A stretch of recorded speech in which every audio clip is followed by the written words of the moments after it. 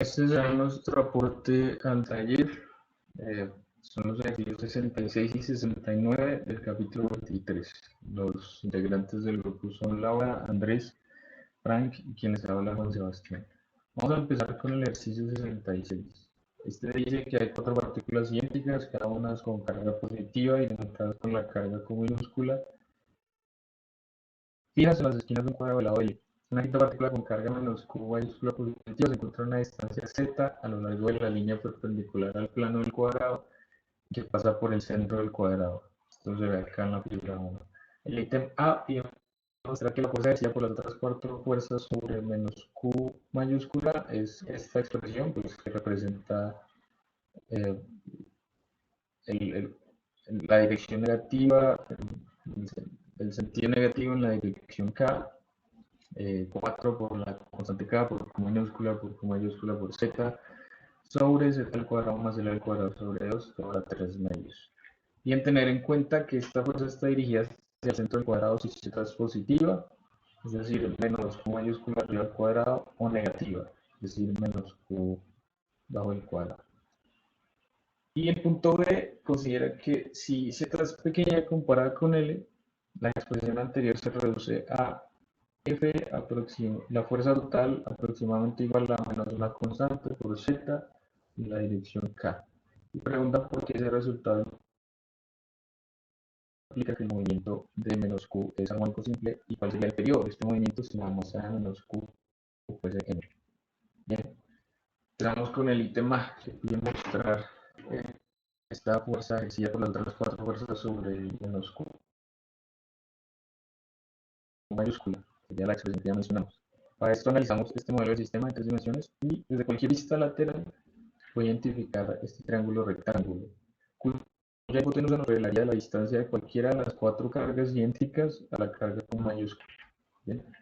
Para eso, pues considerando que tenemos un cuadrado de lado L y su diagonal sería raíz de 2 por L, y el hecho de que solo necesitamos la mitad de la diagonal nos revela que el valor de este cateto sería raíz de 2 por L sobre 2.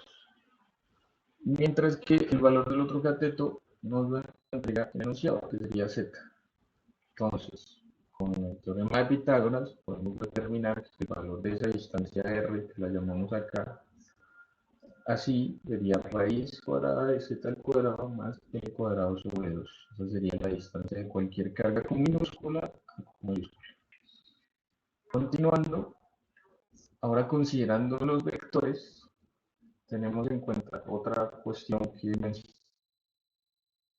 en el enunciado, el hecho de que las cuatro cargas que están fijas en el plano son positivas y la carga con mayúscula es negativa, pues dibujamos los vectores representando una fuerza de atracción, como la ven acá. Ahora, viendo el sistema desde una vista superior, podemos darnos cuenta que en el plano XY vemos que las componentes de estos vectores en las direcciones J e I de estas fuerzas eléctricas que interactúan con la fuerza Q mayúscula, estos componentes se cancelan, dejando solo el movimiento de la partícula menos Q mayúscula en el eje Z, es decir, la dirección K. Con esto obviamente, pues ya podemos analizar otra de las vistas laterales. En esta ocasión, una que considera la diagonal del cuadrado, teniendo en cuenta la carga Q1, Q3 que llamamos acá, y considerando el resultado anterior, el hecho de que solo sobreviven los vectores que apuntan en la dirección K.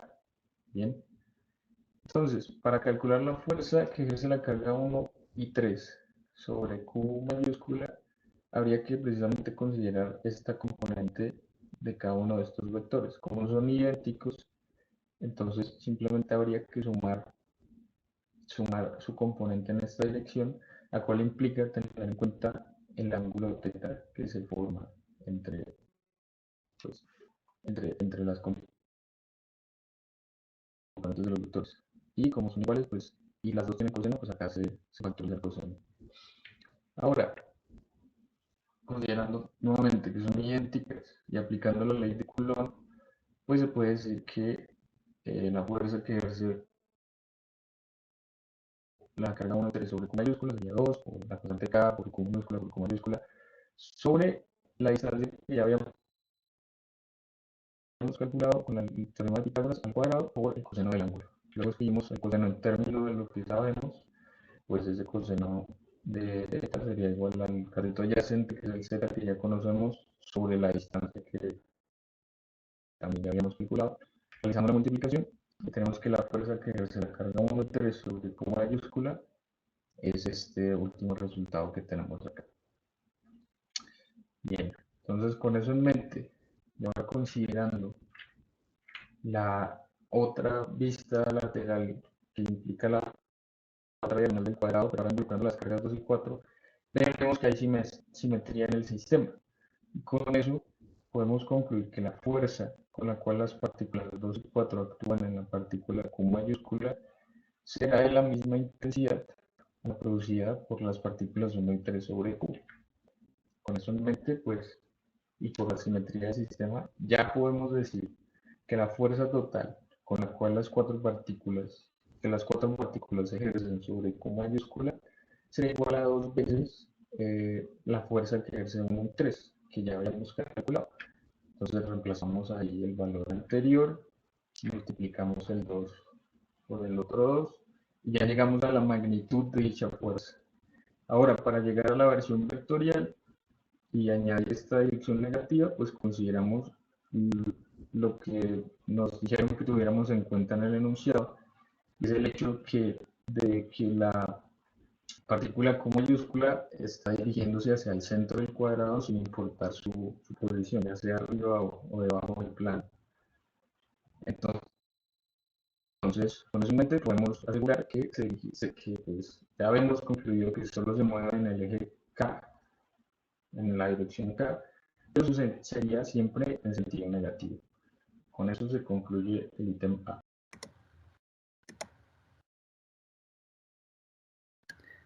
Para el ítem B se presenta la siguiente situación. Si z es pequeña comparado con L, la expresión anterior se reduce a la fuerza ejercida por las cargas hacia la partícula Q es aproximadamente menos una constante por z por una dirección K. Y nos está preguntando por qué este resultado implica que el movimiento de menos Q es armónica simple y cuál sería el periodo de este movimiento si la masa de menos Q fuese m. Como L es mucho mayor que z, entonces la distancia que teníamos en el denominador de nuestra fórmula se puede aproximar a L al cuadrado sobre 2.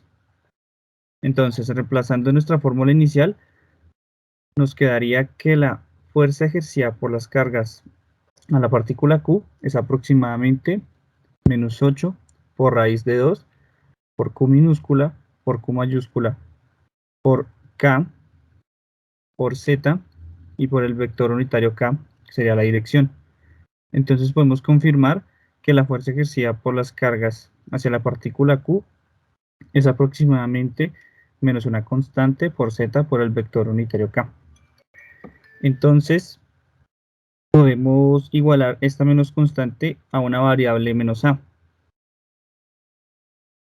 Obtenemos que la fuerza es igual a menos A por Z. Por la segunda ley de Newton, tenemos que también es igual a masa por aceleración. Aceleración en el eje Z. Luego se reescribe la aceleración como la segunda derivada de la posición con respecto al tiempo.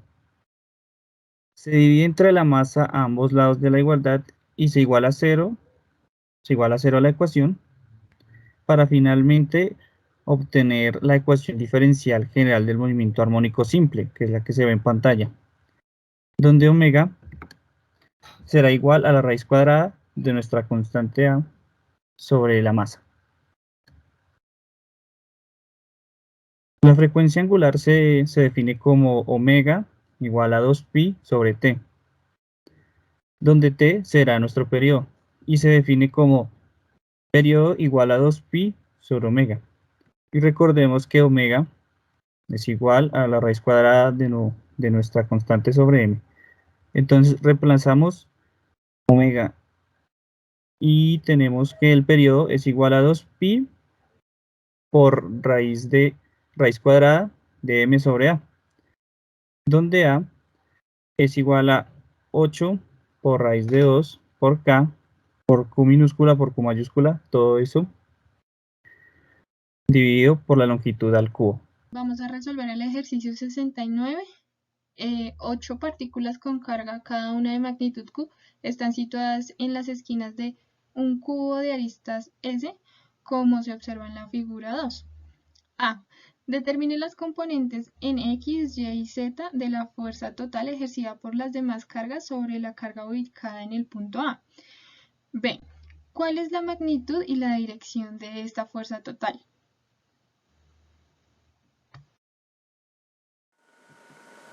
Entonces, para determinar las componentes en X, Y y Z de la fuerza total ejercida por las demás cargas sobre la carga ubicada en el punto A, es importante tener en cuenta la siguiente información. Analizando la figura, es posible observar que hay cargas que se encuentran a la misma distancia del punto A. Es el caso, por ejemplo, de las cargas Q1, Q3 y Q5 respectivamente, que se encuentran a una distancia de S. Estas pueden verse en la figura representadas de color anaranjado. Por otro lado, están las cargas Q2, Q4 y Q6, que son las líneas punteadas, que son estas líneas punteadas que las representan. Cada una de estas mide raíz de 2S. La distancia de cada carga al punto A es la misma. Esta distancia se puede encontrar aplicando el teorema de Pitágoras, sabiendo que este lado de esta cara de este cubo mide S y de esta arista también es S. Finalmente, se puede establecer que de la carga A a la carga Q7 hay una distancia específicamente de raíz de 3S. Aquí se hace el mismo procedimiento y se aplica el teorema de Pitágoras, en donde uno de los catetos, el que estoy señalando, mide particularmente S y el otro cateto mide raíz de 2S.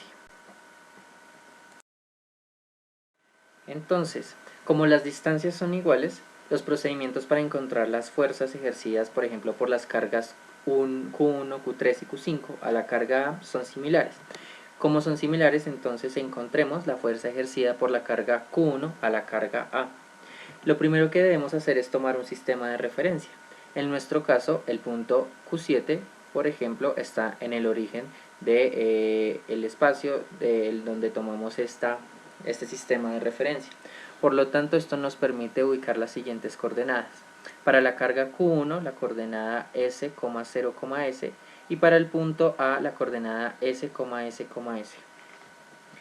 En este sentido, tomamos la ley de Coulomb y lo que debemos hacer es encontrar el vector unitario y la norma al cuadrado. Para esto, para encontrar el vector unitario, particularmente realizamos lo siguiente. Encontramos el vector R1A que se obtiene de la resta del vector RA menos el vector R1. Al hacer estos procedimientos obtenemos que este vector es uno de componentes 0 en I más S en J más 0 en K. Lo que hacemos posteriormente es encontrar la norma al cuadrado. Para encontrar la norma al cuadrado lo que hacemos es tomar las componentes de este vector, elevarlas al cuadrado y sumarlas entre sí. Haciendo estos procedimientos obtenemos que la norma al cuadrado es igual a C al cuadrado. Y para obtener la norma sacamos raíz a ambos lados de dicha igualdad, obteniendo que la norma es S. Entonces, de esta forma encontramos el vector unitario. Es decir, lo que debemos hacer es dividir el vector que encontramos anteriormente, es decir, R1A, entre la norma que es S.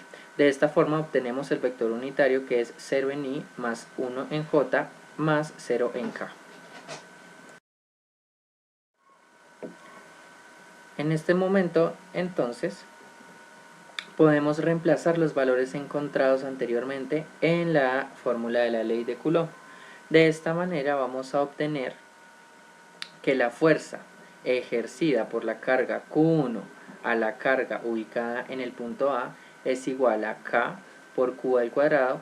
Este Q al cuadrado se obtiene de la simplificación de las cargas Q, pues sucede que las cargas son idénticas, sobre la norma, que ese es el cuadrado que ya lo encontramos anteriormente, y multiplicado por el vector unitario.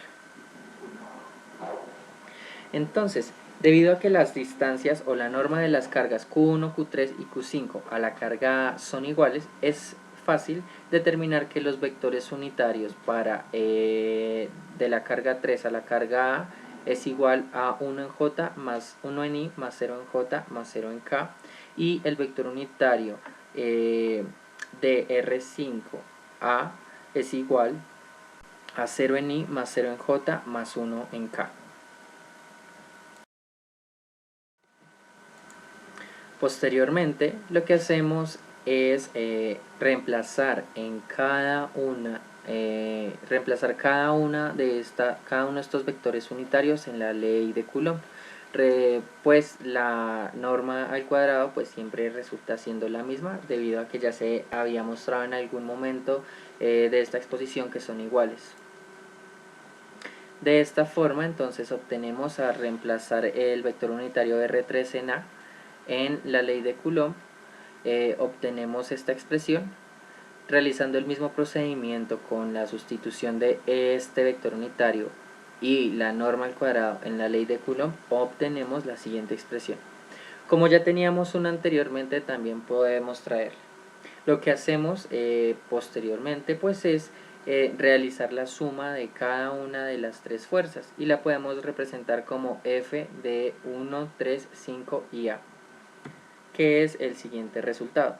Cabe mencionar que, como podemos evidenciar, en cada una de las fuerzas encontradas hay un factor común, que es KQ al cuadrado por S al cuadrado por el vector I más J más K, y sacamos el factor común, que en este caso es el 1. Ahora vamos a determinar la fuerza ejercida por la carga Q2 a la carga A. Recordemos en primer lugar que la carga Q2, la carga Q4 y la carga Q6 se encuentran a la misma distancia de la carga A. Por lo tanto, los procedimientos para determinar las fuerzas ejercidas por las cargas Q4 y Q6 a la A van a ser análogos que el procedimiento que vamos a realizar para determinar la fuerza ejercida por la carga Q2 a la carga A. Entonces, para ello primero establecemos pues las coordenadas de la carga Q2 y de la carga A.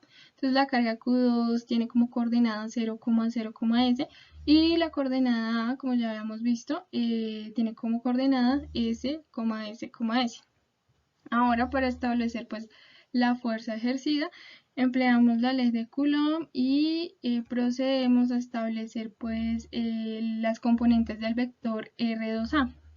Para ello, pues restamos las componentes del vector RA menos las componentes del vector R2. Entonces, haciendo esta resta, obtenemos que el vector R2A es igual a S en I más S en J más 0 en K. Ahora establecemos pues la norma de este vector. Para ello, pues elevamos a cada una de las componentes al cuadrado y las sumamos. Obtenemos entonces que la norma de este vector al cuadrado es igual a 2s al cuadrado, y para establecer su norma, pues sacamos raíz cuadrada en ambos lados de la igualdad y obtenemos que pues, la norma del vector es igual a raíz de 2s. Ahora pues procedemos a determinar el vector unitario. Para ello pues dividimos el vector R2A sobre su norma y obtenemos que el vector unitario es igual a 1 sobre raíz de 2i más 1 sobre raíz de 2j más 0 en k. Ahora con la información que encontramos, es decir, con el vector unitario y con la norma al cuadrado, procedemos pues a reemplazar en la fórmula de la ley de Coulomb.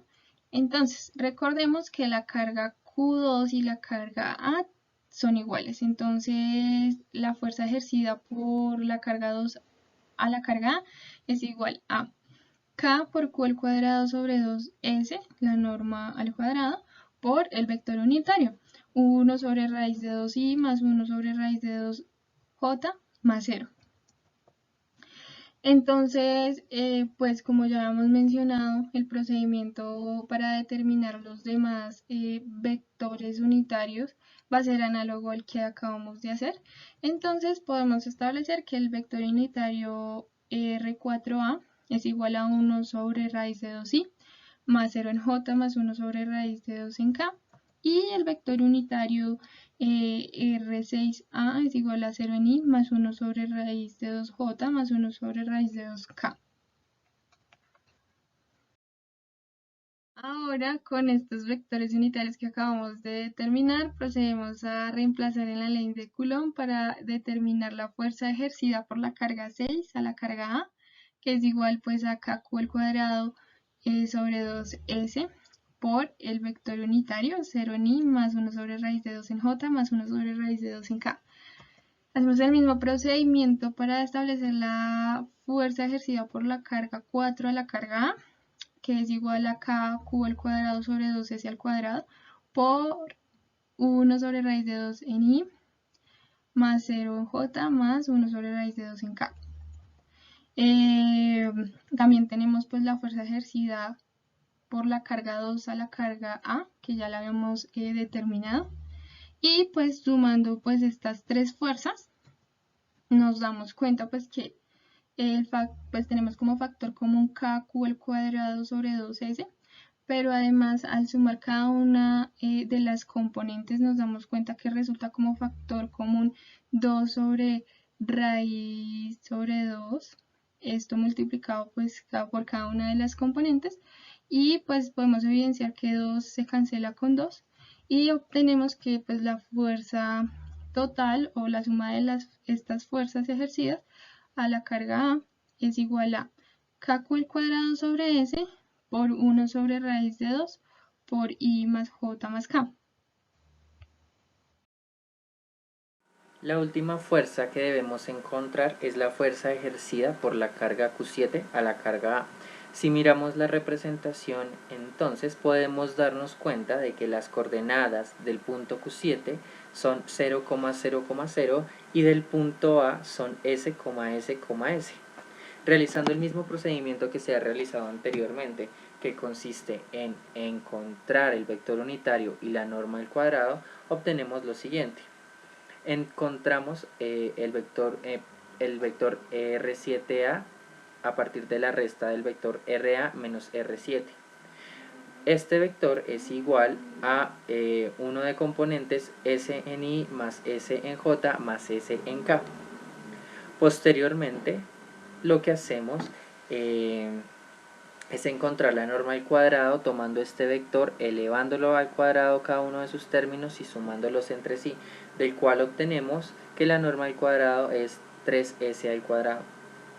Y la norma entonces, que es sacar la raíz a los dos lados de ambas expresión, es igual a raíz de 3s. Por lo tanto, para obtener el vector unitario tomamos este vector R7A y lo dividimos entre la norma, obteniendo como resultado un vector de componentes i sobre raíz de 3s más i sobre raíz de 3s en j más 1 sobre raíz de 3s en k. Aplicando entonces la ley de Coulomb y reemplazando cada uno de los datos que obtuvimos, podemos determinar que la fuerza ejercida por la carga Q7 a la carga ubicada en el punto A es igual a K por Q al cuadrado. Recordemos que Q al cuadrado es porque las dos fuerzas son idénticas, sobre la norma al cuadrado, que en este caso es 3s al cuadrado, multiplicado por el vector unitario. Si nos damos cuenta, en el vector unitario podemos determinar un factor común que es 1 sobre raíz de 3. Este factor común, el numerador del factor común se cancela con el denominador que hace parte de la norma al cuadrado, en donde obtenemos el resultado final, que es la fuerza ejercida, que es igual a K por Q al cuadrado sobre S al cuadrado multiplicado por 1 sobre raíz de 3 por el vector I más J más K.